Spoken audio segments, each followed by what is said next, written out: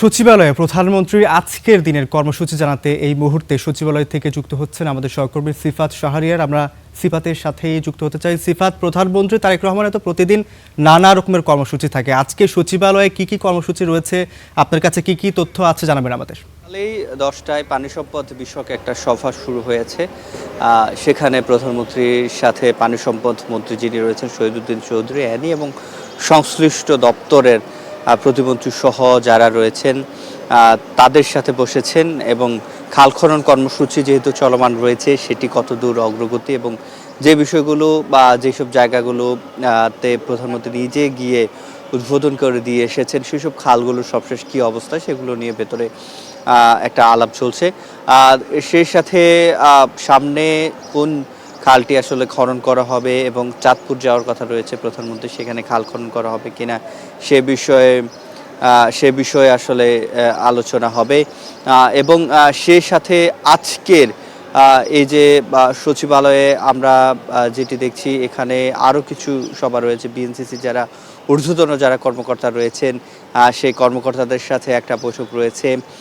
বিএনসিসির সর্বশেষ কি অগ্রগতি সেটি আসলে জানানো হবে প্রধানমন্ত্রীকে। এবং এরপরে আমরা আরেকটু জানাতে চাই যে স্বাস্থ্য বিষয়ক একটা সভা রয়েছে আজকে।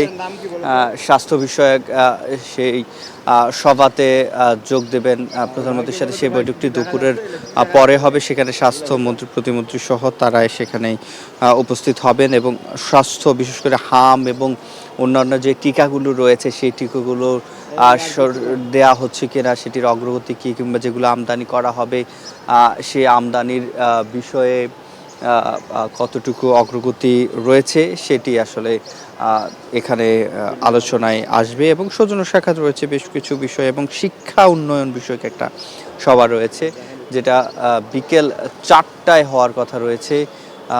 এই সচিবালয়ের 1 নম্বর যে ভবনটি রয়েছে যেখানে প্রধানমন্ত্রী তারেক রহমান বসেন এবং আমরা মিলিটারি পুলিশের একটা ফোর্স এখানে আসতে দেখেছি এবং অন্যান্য যে কর্মকর্তারা রয়েছে, যেহেতু বলছিলাম যে অনেকগুলো সৌজন্য সাক্ষাৎই রয়েছে, সেই সব সৌজন্য সাক্ষাৎগুলো আসলে আজকে একসাথে হয়ে শিক্ষা স্বাস্থ্য যেটি বলছিলাম স্বাস্থ্য এবং পরিবার কল্যাণ মন্ত্রণালয়ের অধীনে যে বিষয়গুলো সেগুলো নিয়ে আজকের যে বৈঠক সেই বৈঠকটি দুপুর 3:30টার দিকে হওয়ার কথা রয়েছে, অর্থাৎ মধ্যাহ্নভোজের পরে আসলে হওয়ার কথা। এবং সকালবেলা বিএনসিসি এবং পানি সম্পদ সাথে যে বৈঠকটি সেখানে পানি সম্পদ মন্ত্রী ভিতরে ঢুকেছেন, তিনি বের হলে আসলে জানা যাবে কি নিয়ে মূলত আলোচনা হয়েছে এবং প্রধানমন্ত্রী কোনো নির্দেশনা দিয়েছেন তো কিনা।